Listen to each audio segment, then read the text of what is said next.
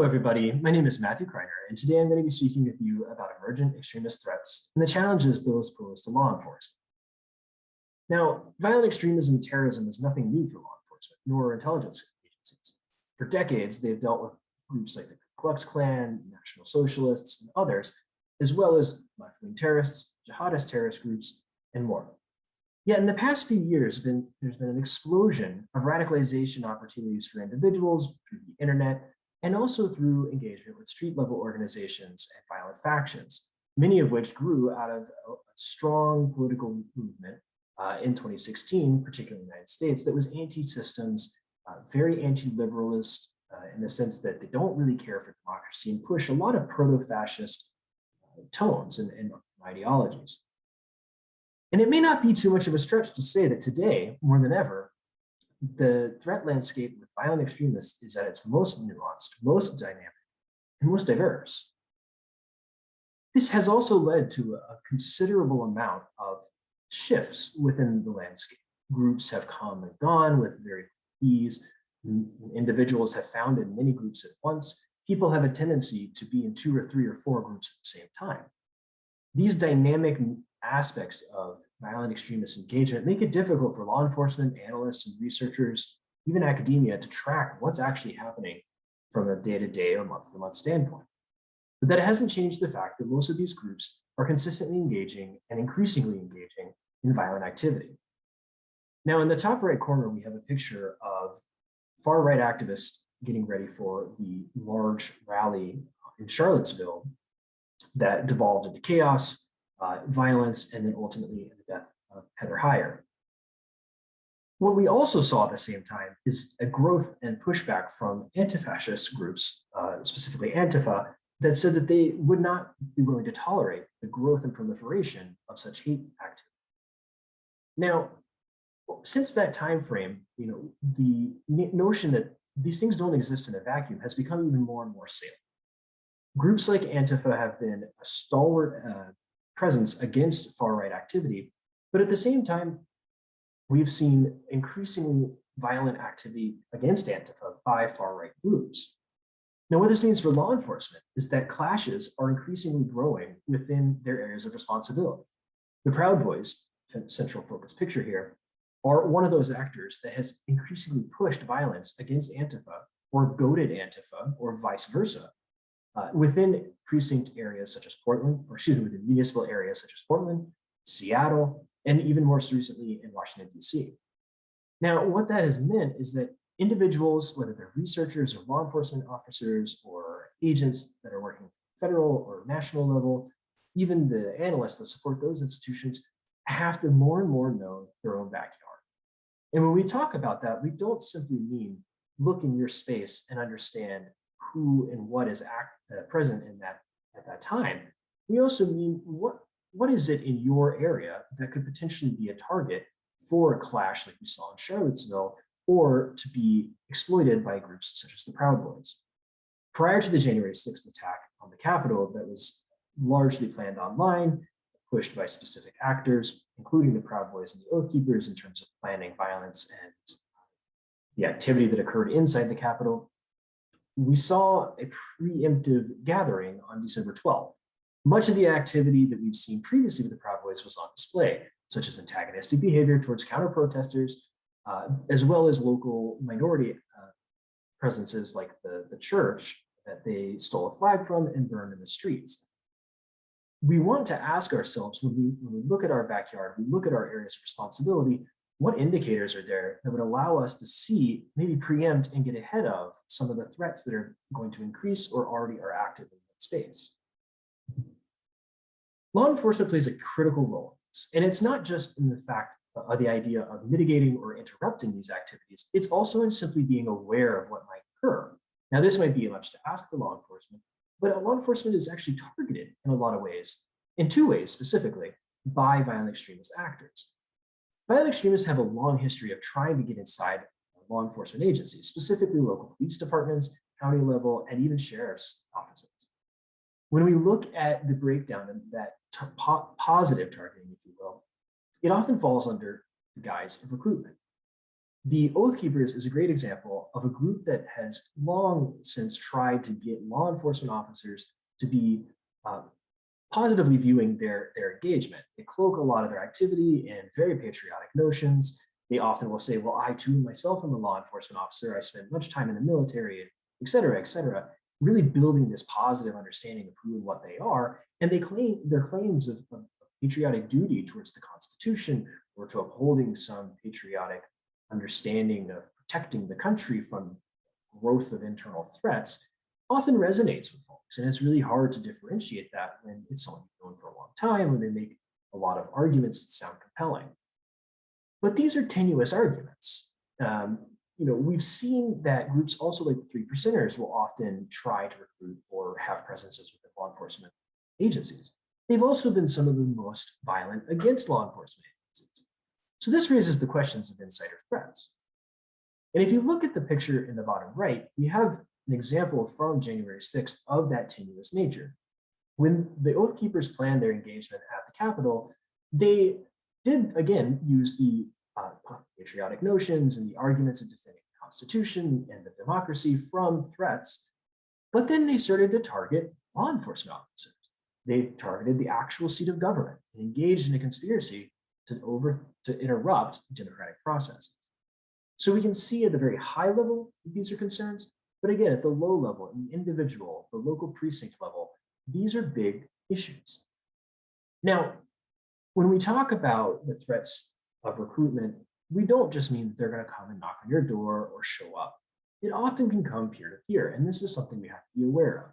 Indicators such as tattoos, like the 3% that you see in the top right-hand corner, can perhaps give away an understanding of who might have these ideological or group ties.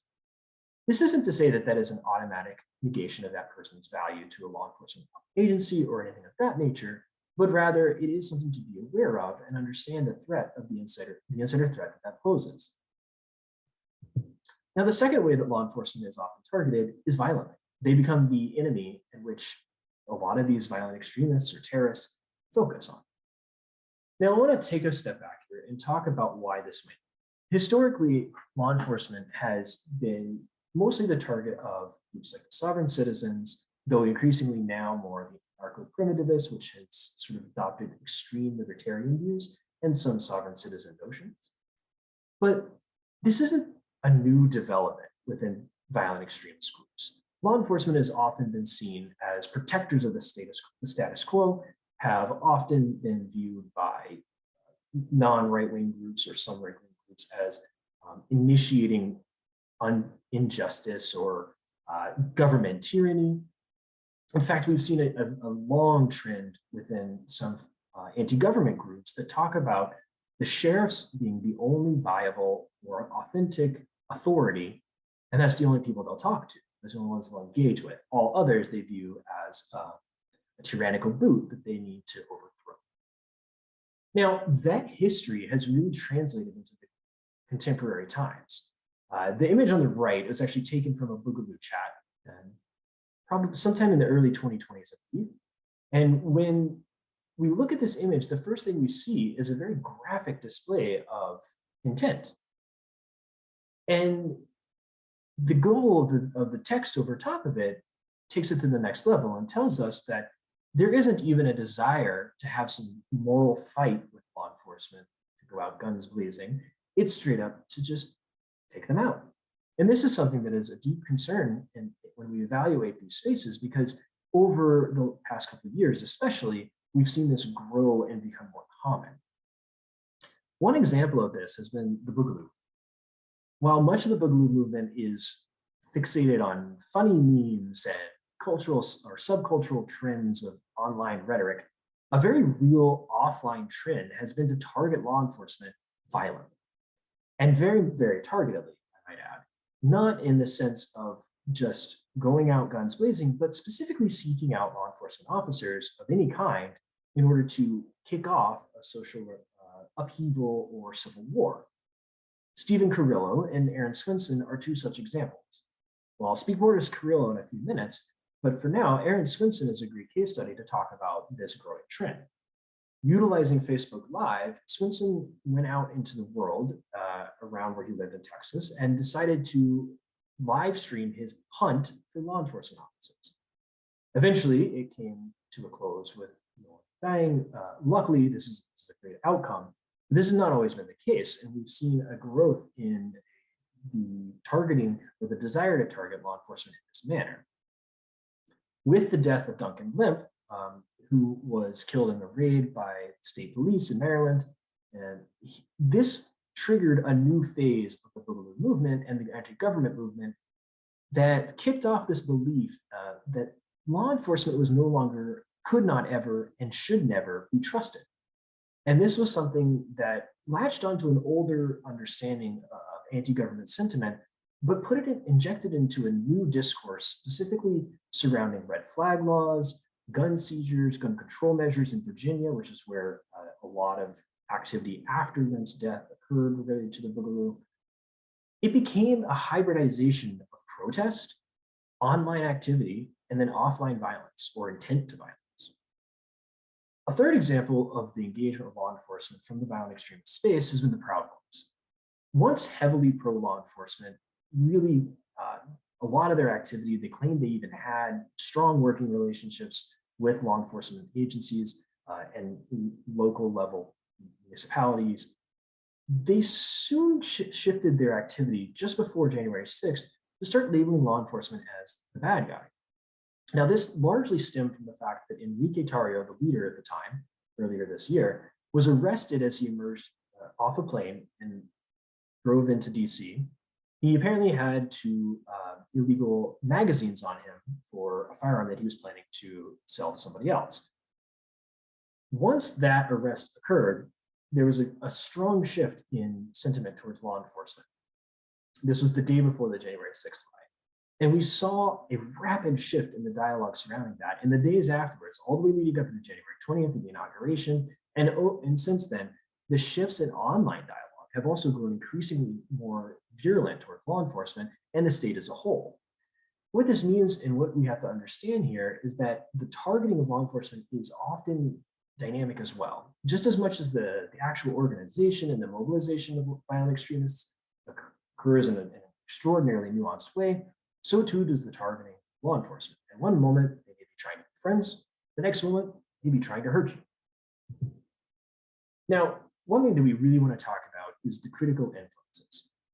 Throughout history, there have been moments where both law enforcement and the public have been targeted by violent extremists. Those incidents are big in the communities of violent extremists today and still carry considerable weight.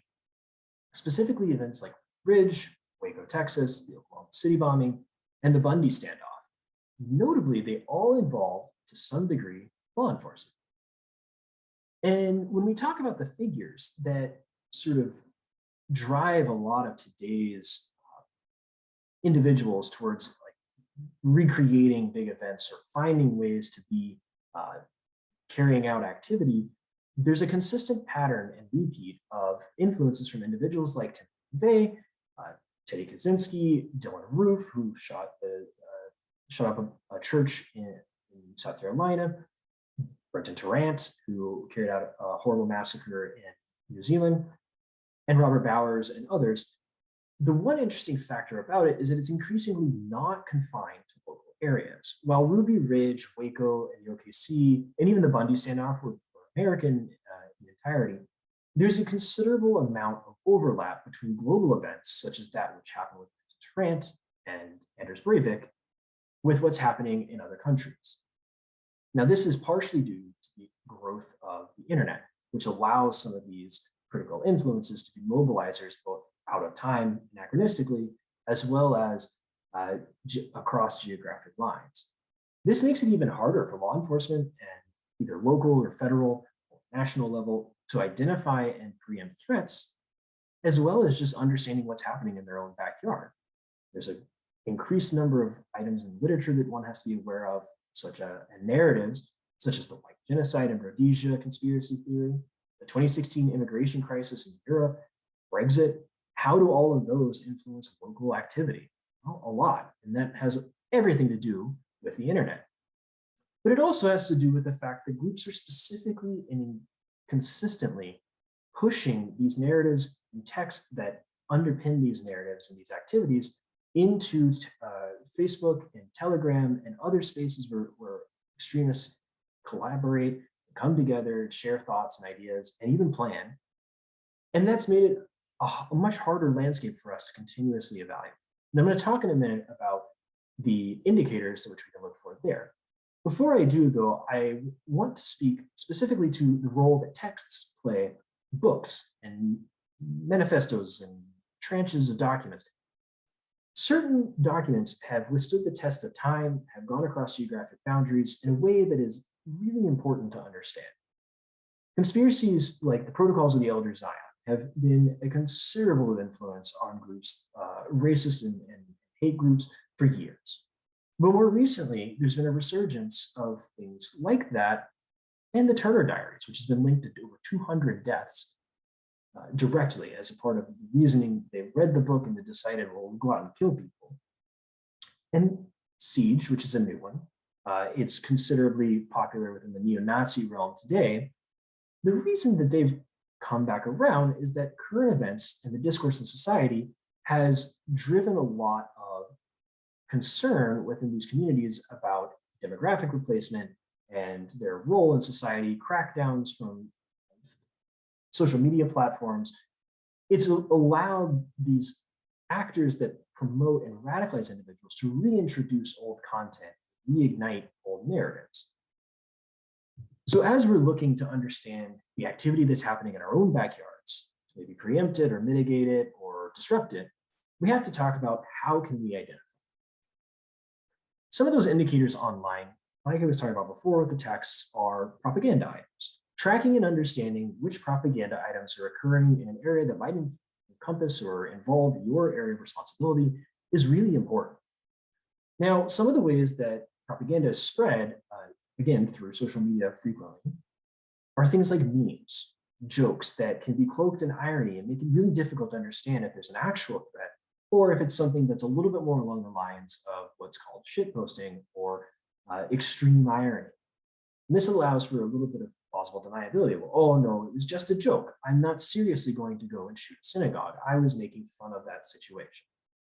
Other things that have really promoted or allow us to understand the spread of ideas that are perhaps threatening or violent in nature are groups and groups and chat rooms that push things like reading lists, manifestos, and other such training manuals like the US Army Survival Manual that can give us an indication of the threat that's in a specific area. So for instance, if we have a Telegram chat that is, maybe let's say, Minnesota 3%ers, and within that chat, we see an Army manual, we see the Britain to Rant manifesto, which is the image on the far right here, and we have discussions about specifically targeting minorities or others in a potential attack. Well, all of these things combined can give us some sort of risk understanding and model to sort of interpret the activities that are there. It's by no means perfect, but it does allow us to get a better understanding of what's happening in our own backyards. The concerning thing, I think, for those that are listening to this today, is that a lot of this content has increasingly focused on an anti-law enforcement tone. And it doesn't just say, let's go out and make sure the cops don't stop us, cops are bad. No, it has a tendency to say, take out cops, use this as an opportunity to advance the goals, and then test the space around you.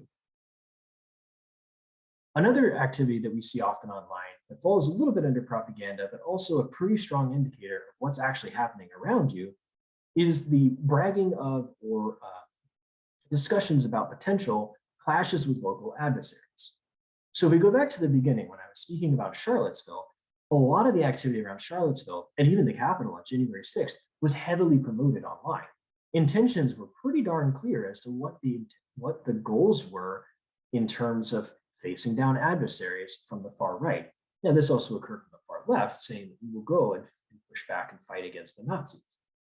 But what this helps us understand is a potential for impact on not just the individuals that are involved against one another, but also on how it might mean posture for law enforcement, or even for the impacts on the local community or businesses.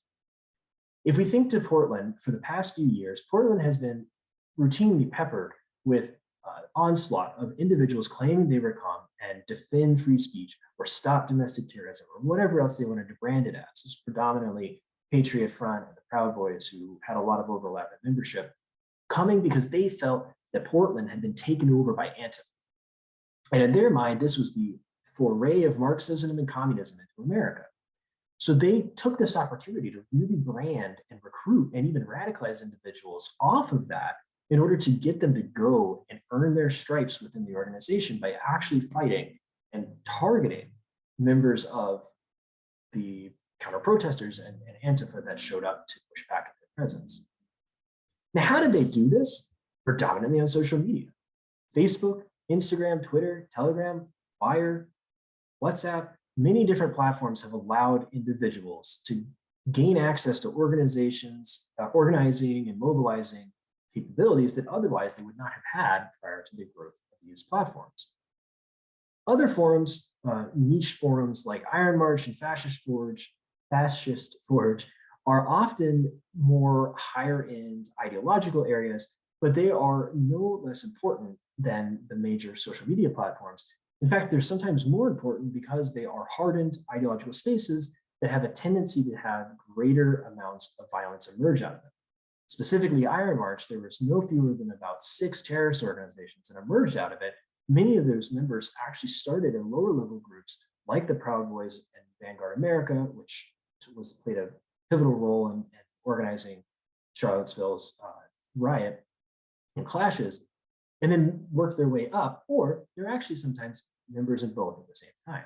So some of these smaller level groups and activities with local adversaries that's talked about online can actually portend a greater threat that sits behind what we see just on the major social media platforms.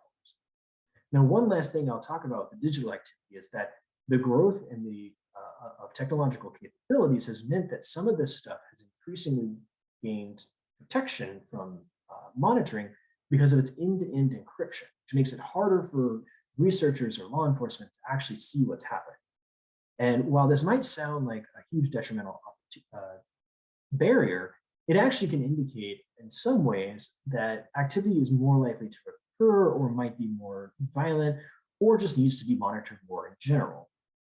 Luckily, individuals like myself and others are consistently evaluating these spaces to determine if we can sort of see behind the veil and exploit some of the security gaps that these groups sometimes have in order to get a better insight into that space.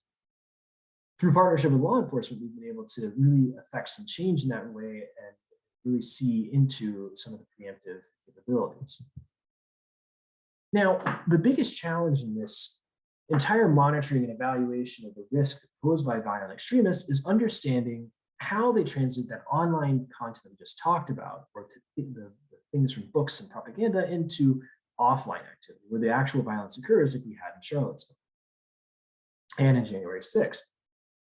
Some of the greatest offline indicators, or some of the best, I should say, offline indicators that we can look to are things like propaganda, yet again, flyers, pieces of paper that have branded imagery or event data on them that are posted or pasted to walls, telephone poles or stop signs, bannering, the big drops of banners that have been posted online or just shown to people as they drive by, and stickering, small stickers that go again on stop signs, telephone. These are indicators of physical presence.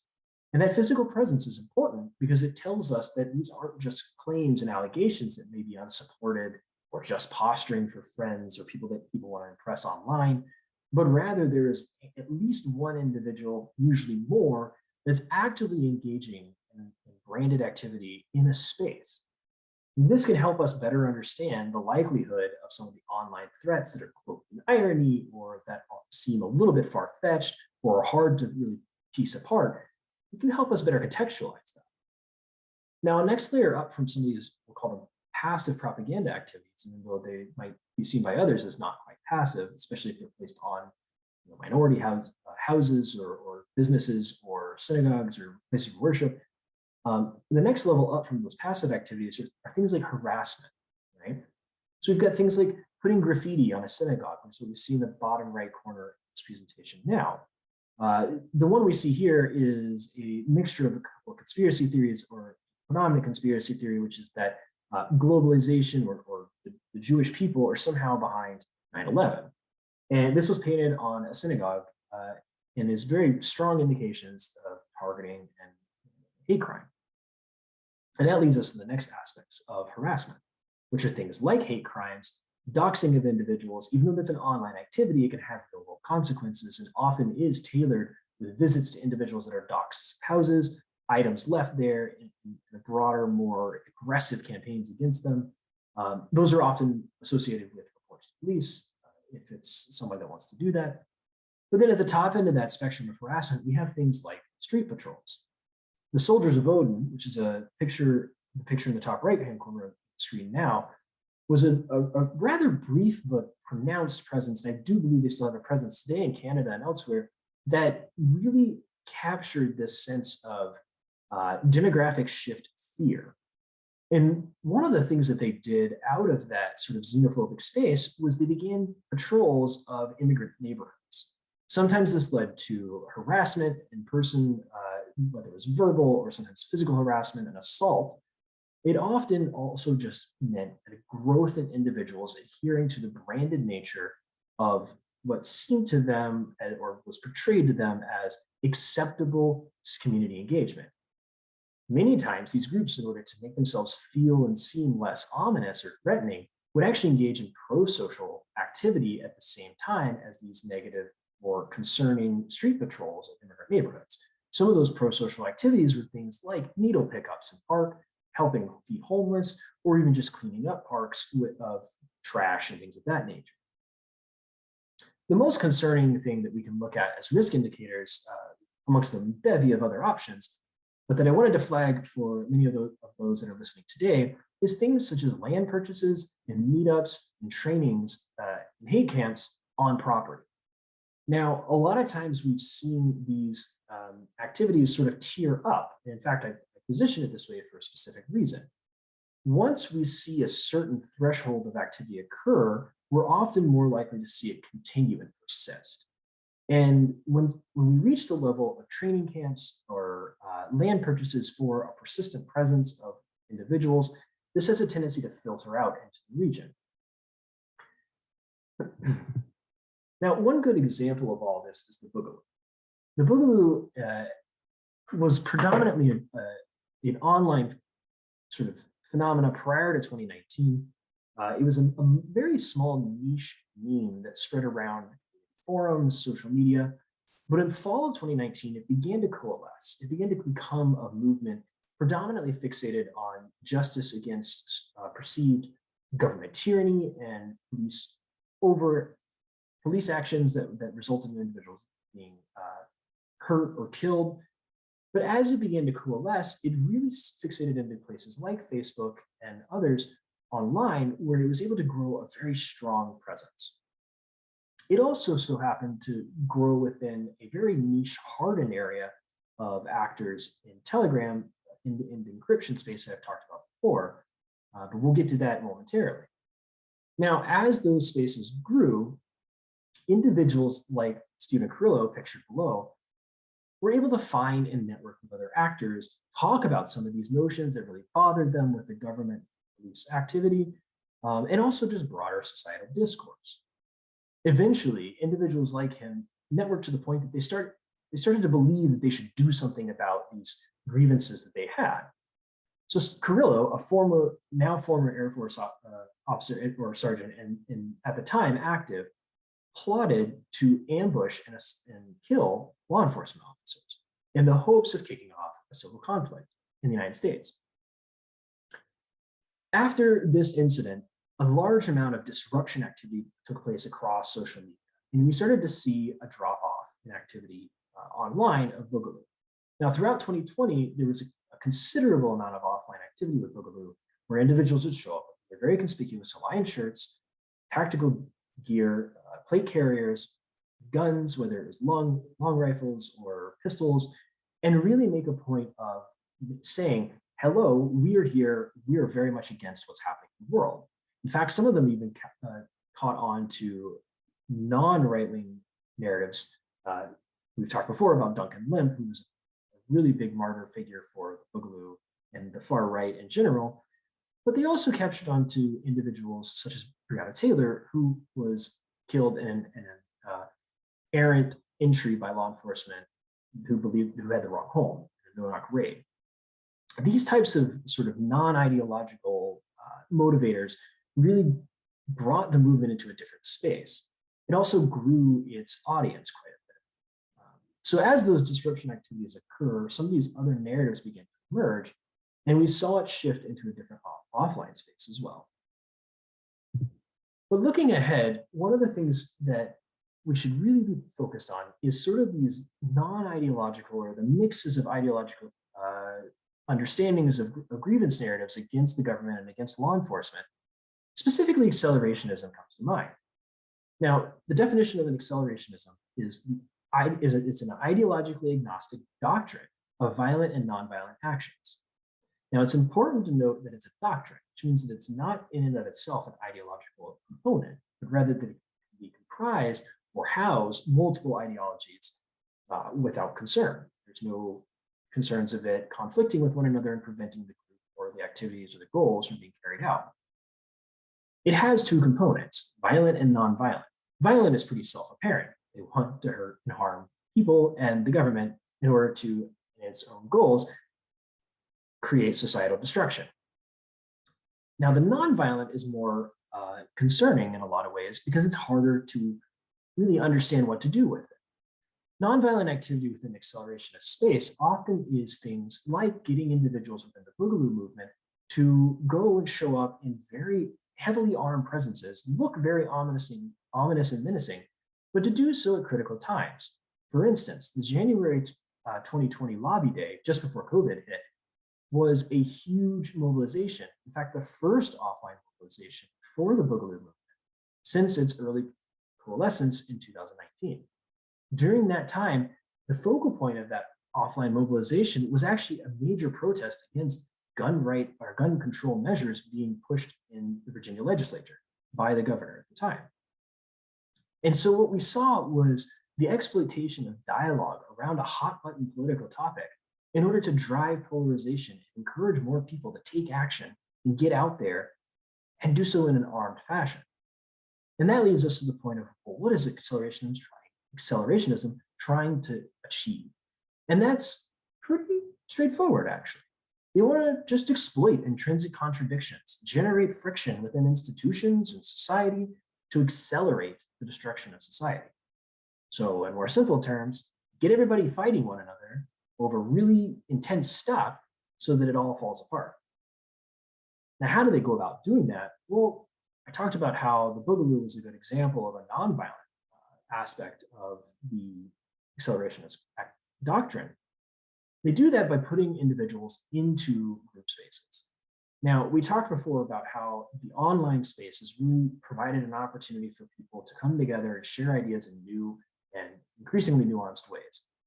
And accelerationists have really taken advantage of that. They'll put individuals in chat rooms, they'll put themselves physically in meetups of groups that are trying to bring together some training or some operational capacity.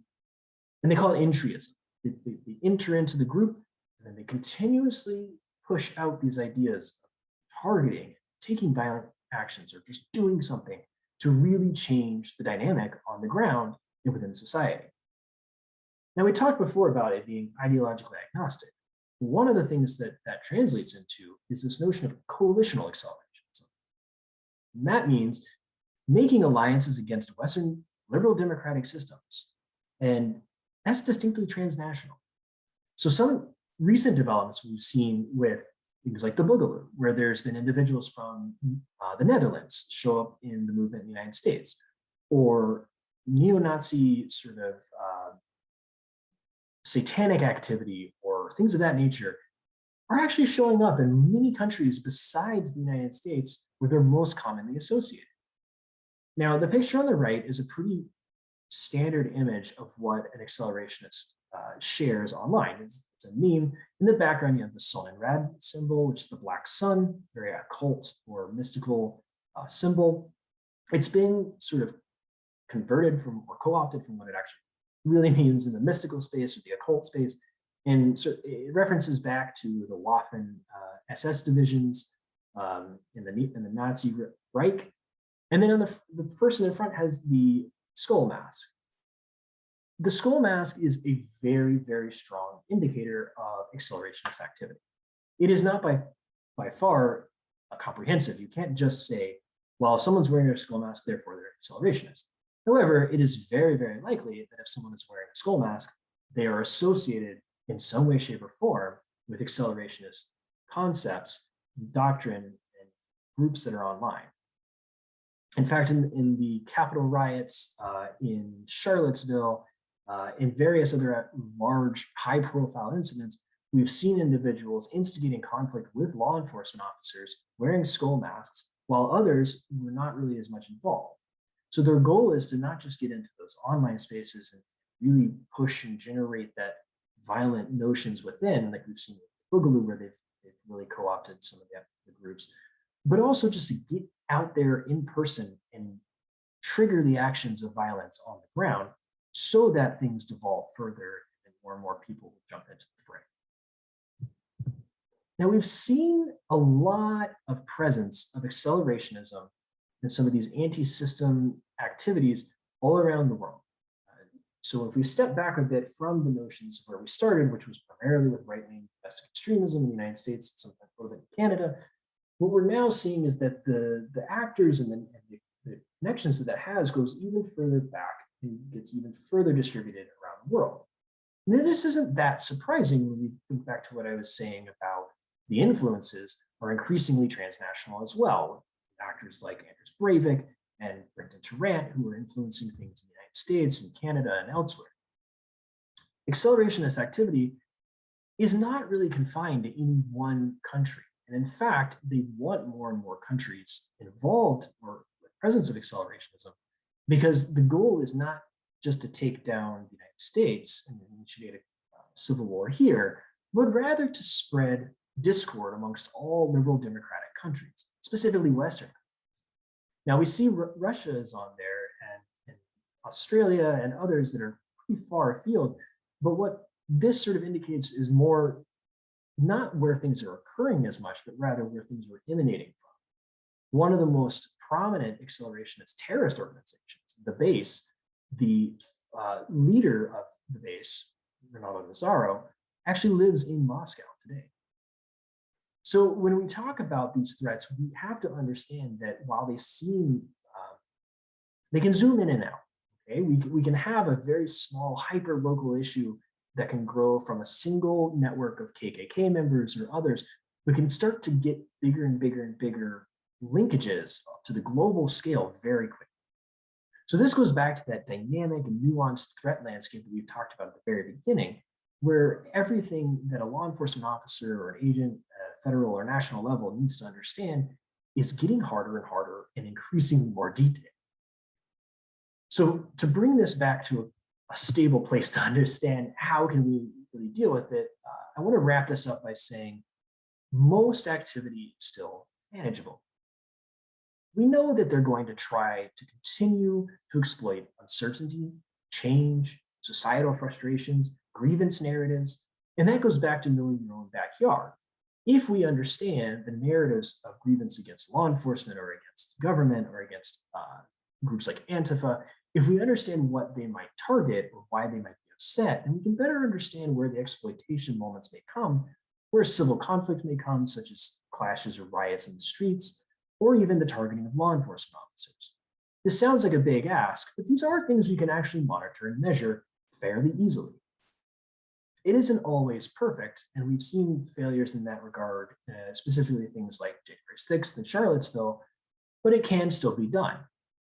And when we talk about the shifts over time of violent extremists, we have to remember that law enforcement is still a central target.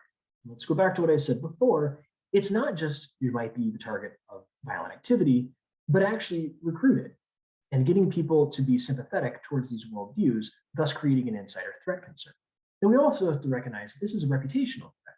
The more that individuals are perceived as, within law enforcement spaces, is perceived as friendly towards violent extremists, or whether they intend to be or not, it can still degrade that confidence in the law enforcement agency's capabilities of dealing with the violent extremist threat or recognizing that it's there, again, also perpetuating that concern and devolution of issues in the streets and desires for others to take up the same mantle of pushing back against law enforcement. Now, the last thing I want to say about what we're looking ahead to is that with the election of President Biden, another Democratic president is now in office. Typically, historical precedent has shown us that when Democratic presidents take control, policies and civil discourse and legal discourse often shifts into a space where specifically far-right extremists become more aggressive. They have a tendency to increase their activities, recruit harder, put more armament into their own hands, into their own storerooms, and their grievance narratives get stronger. Let's think specifically to some of the early President Biden goals. Some of the early waves that he made were specifically saying that they would target violent extremist presence in the military or in the United States in general, labeling international groups as right-wing and white supremacists as terrorists, and then also things like gun control measures. Making that a pivotal part of his platform is going to instigate and create greater opportunity for those actors to be justified in their minds to take action preemptively. Now, again, this is borne out in the past. So what I want to leave us with today is that it's not something that can't be dealt with. It's not something that isn't going to be dealt with. And it's not all bad. In fact, one of the best parts about violent extremist groups is there's often a lot of infighting. So the tendency is that as they come together, something big will happen and they'll fall apart again. And this means that, again, it goes back to the dynamic nature of the environment and the threat landscape, that while it's shifting and constantly being grown and dropped away like a sandcastle on the beach, it also means that the level of threat at the moment is not always the same. So you get a little bit of a reprieve. And sometimes they take care of it themselves by infighting and creating an unstable landscape for their or base for their own activities.